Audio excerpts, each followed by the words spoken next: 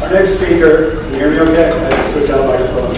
Our next speaker is Leo Smith. He's a resident of Smyrna, and he is, without going into great detail of his bio, he works with the RNC and the Georgia Republican Party is the state director for minority engagement. His topic today is engaging the future majority. Ladies and gentlemen, Leo Smith.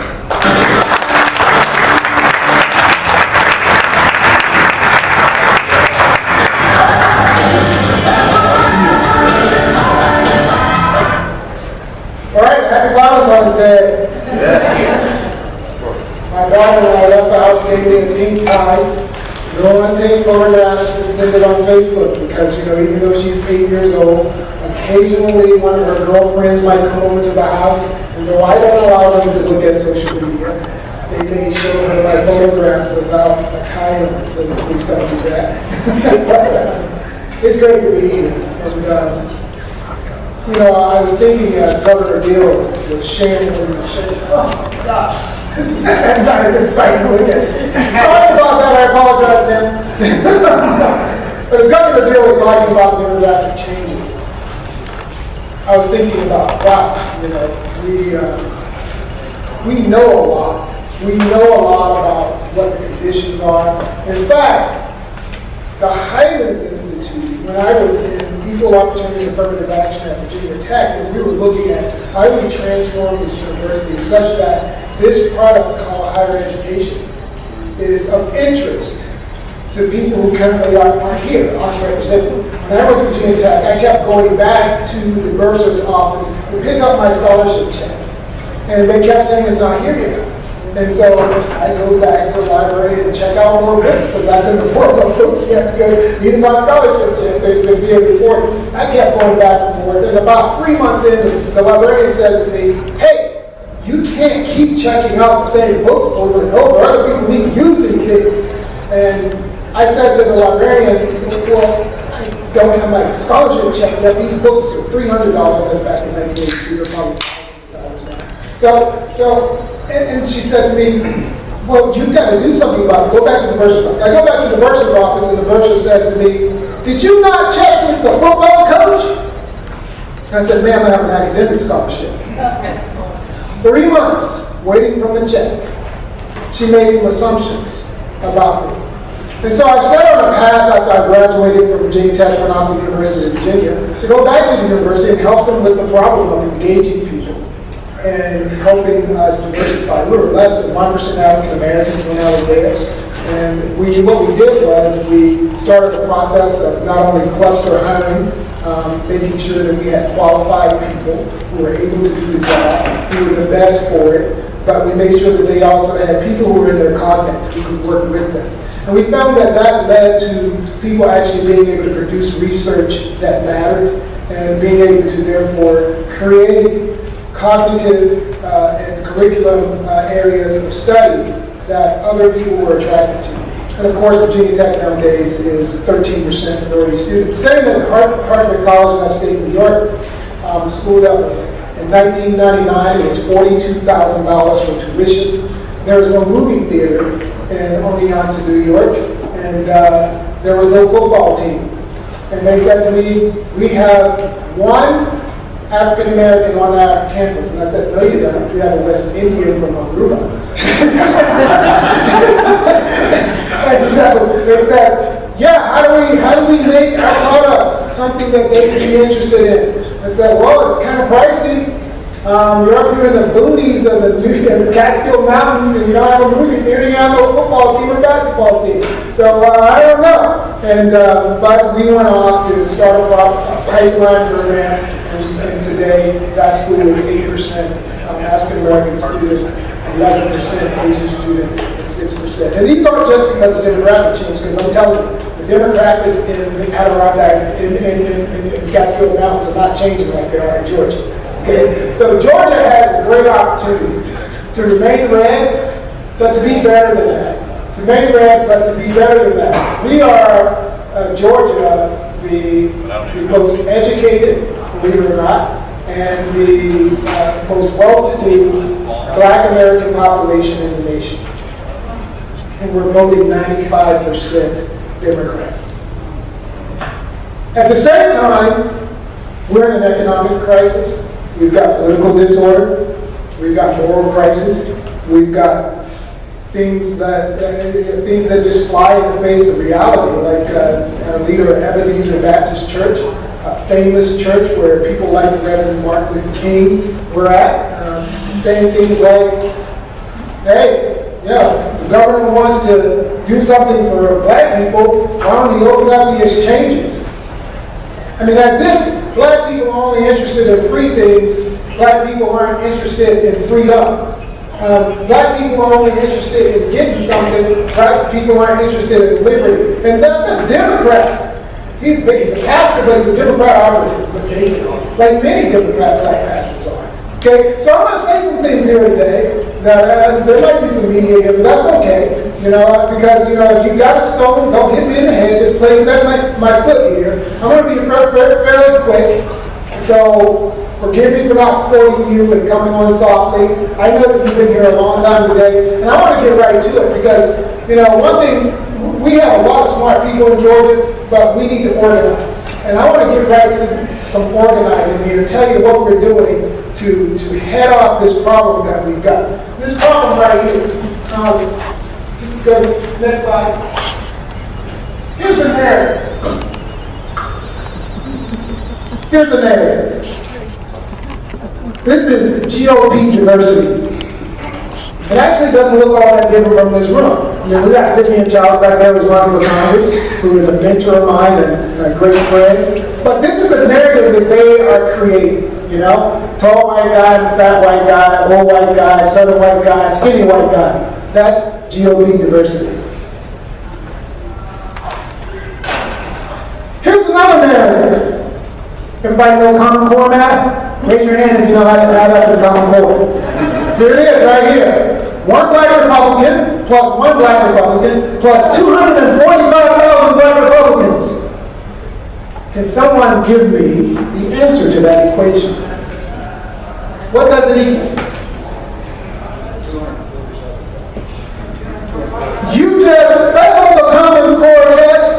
That is wrong. All those Republicans that are black added together equals, there are just one black Republican, and his name is Herman Cain. There aren't any more. That's what the media always says. There's only, that one black Republican is speaking out. That one black Republican is posting a post to Facebook. And what do Republicans do? Well, we do nothing. We don't push back. We don't fight back. And that's what we've been doing for too long. And so when we end today, I want you to know about some of the things that we're doing to make a difference, to change, to do what universities have already done in order to stay competitive and relevant. We have, and when I say we, what I mean is some grassroots activists. Because this work has been going on for quite a while. It just hadn't become part of the systemic process of a political party. And so now that Chairman Priebus of the RNC has decided that he wanted to do something, we are making some progress in making it systemic to the Republican Party's operations. But we've got to face some realities. President Obama rode in on a Trojan horse called race. And what I tell people all the time is that what liberals have done really good is they've commodified and politicized the term race and racism. And what we've done is, instead of being a Trojan horse, we've been sort of like a silent ostrich with our heads in the sand, acting like that argument was never happening, that they weren't commodifying the term racism, and that it wasn't going to affect us. And it affected us in a big way, I think you agree. And so we've got to do something about that Trojan horse. I mean, not just Obamacare. It's actually the fact that a brown-skinned man ran for president, and we said, we need that. We need that to heal America. We need that to feel good about the opportunities that exist. And now I look at my 6- and 7-year-old, my 6-year-old brown-skinned boy, my 7-year-old brown-skinned girl. That's how they refer to themselves. That's not my term. That's their references. And they don't have any new opportunities because President Obama became president. They don't. They have fewer because he became president. And that's the way Trojan horses work. And that's what you get when you choose a Trojan horse. A smile, a little substance. But I'm preaching to the choir, so I want to get right to some stuff. Here's what's happening already. I used to tell people when I was in Virginia, I said, look, evil jumps in when goodness fears to tread. So often. I was the president of the NAACP. They tried to close my chapter. So what I did was I hired Kwesi Mfume, who was then the national president of the NAACP. I was working with Equal Opportunity with the President's Distinguished Speaker Series. And I had him come in as a speaker and paid him a couple $1,000, and suddenly he didn't try to revoke my charter. so I kept doing things like opening up schools instead of fighting about racism, helping people get microloans so they can start innovative businesses. And they said, you're not doing any work to help people. And I was like, what is work to help people? And they go, fight racism. And I said, these people don't complain about racism because they're too busy putting money in their pockets. And the businesses and we've got to get back to that. We've got to understand what liberals are doing. President Obama has been here for a long time. I was passing around and stuff, sending out messages about organizing for action years ago. That they were doing stuff in Georgia. And it makes sense that you would know because they were doing it at places like Clark Atlanta University. They were doing it at Morehouse College. They were doing it just like they took over Howard University, which is basically a federalized school now, that they're running drone attack studies from, that kind of stuff. They're doing it from places where a lot of us don't frequent. And so we didn't know they were doing it. I sat in on a session with Kathleen Sebelius in which she said to them, here's $300,000. We want to get $300,000 to all these fake Obamacare organizations. We want you to go out and hire people and get people involved so they're hooked on the sugar and they'll fight hard for it. That's what liberals do. Okay? He's got 25 field offices.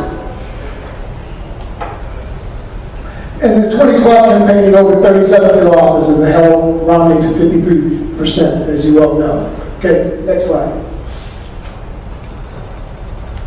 Our demographics, you've heard a lot about that, but then here's a visual of it. We're growing, African-American population. Someone asked me, well, what about the Hispanic population? I said, well, they're growing too, but not many of them are legal to vote yet. Continue. As you can see that growth there. I want to get to questions, so I want to motor through this stuff. Asian Americans, that population, as you can see, is also growing, and we are doing some strategic work with them. As a matter of fact, I spent quite a bit of time planning with Asian American leaders last month, and there's going to be a lot of legislative work being done with them at the Capitol. And here's what happens when you look at these results. I just really want you to pay attention to, obviously, trending down. We don't have to be geniuses in stats to see that something happened differently right there with Bush in 2004. What do you imagine it is? Anybody got a guess? What President Bush did, he hired a friend of mine named Jenny Coyne. And Jenny from California said, all I want to do is to get Floridians and people in California to go into the Hispanic communities and play soccer.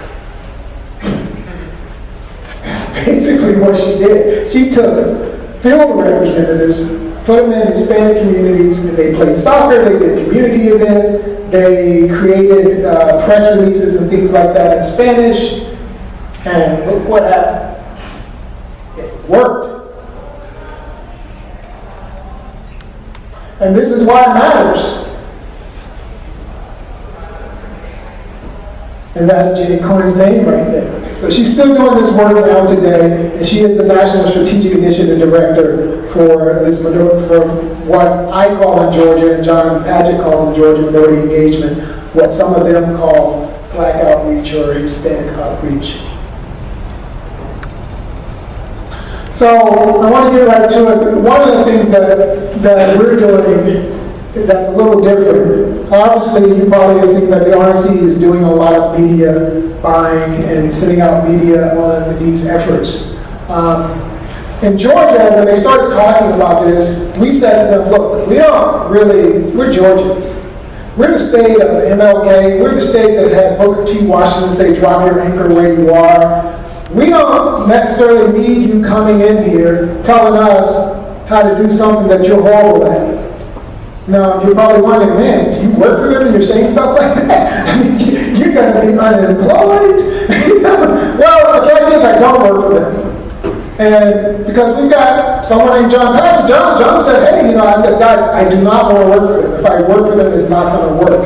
You do not go to the asylum and tell the inmates to tell you how to do the job to fix it. And John agreed, and he pushed back. And we were delayed in actually getting these positions hired. The position for the North Engagement Director, we were engaged by half a year because we were fighting. And so, I am here solely working the state of Georgia as a Georgia GOP employee, cooperatively working with the RNC through this mutual agreement that we will be independent. And the results there have been pretty interesting because as Chairman Previous goes around the nation now talking about what's going on, Georgia is the one state that he keeps talking about. And John Patrick, when he was at the winter meeting, said, isn't that interesting? We're the one state that actually doesn't work for you guys when it comes to that position. And so Georgia has a proud history of being able to say, look, not just state sovereignty, but we've got great ideas and great people in our state, and we can do things without you guys telling us. And that's a model that I think is very necessary for engaging the future majority. So we're identifying who's out there, who shares our values, regardless of the labels. We are organizing those folks. We're organizing data. So every day I'm crunching numbers, throwing in new names, databases, relationships that we need to have, just thousands and thousands and thousands and thousands of. Nope. Did I lose it? Oh, talk loud. How about that? You got that one? Yeah. Oh, you can hear? Okay, it's back. Okay, there we go. All right. So what we're doing is that we're going precinct to precinct to precinct to precinct. We're looking at where can we make a difference. We're just crunching the numbers. If we can get African Americans to just go 8% here, we could have a candidate here who could carry this congressional district. And so we've identified Augusta, we've identified Savannah, we've identified Macon, and Valdosta, Albany as areas that I'm going to focus on. And we have identified those areas with the goal of creating new leaders. And so, as the months go on, if you pay attention to what's going on at Georgia GOP, you're going to meet a lot of new faces. I was actually going to show a video today, a video log that we did from Augusta last month that had 88 African American conservatives show up at it. And you know what the newspaper said before that? There were no black conservatives in Augusta. And they showed up. And now we have a college Republican chapter starting at Payne College, which is an AME African Methodist Episcopal Church. Some of you have already heard that we were able to create a Republican college chapter at Morehouse University, one of the most distinguished universities amongst black middle-class folks in the nation, and obviously the School of Herman Cain, the School of MLK. So we're enlisting these folks.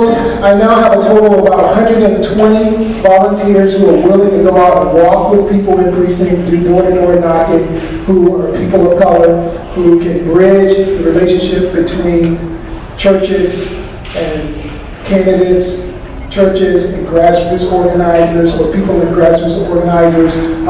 We need bridges. Just like I tell you, it's Valentine's Day. There was a time when I was in high school and I liked the girl and I didn't have the confidence to go speak to her. So I had a girl who knew her, who knew me. And I said, can you give her my phone number? Can you tell her my name? Can you get her to come to lunch with you one day and I'll sit with you? So these are the people we're creating who will be able to do that with the grassroots of our party.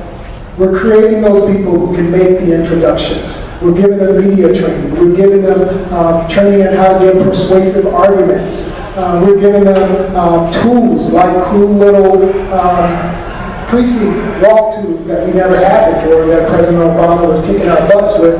But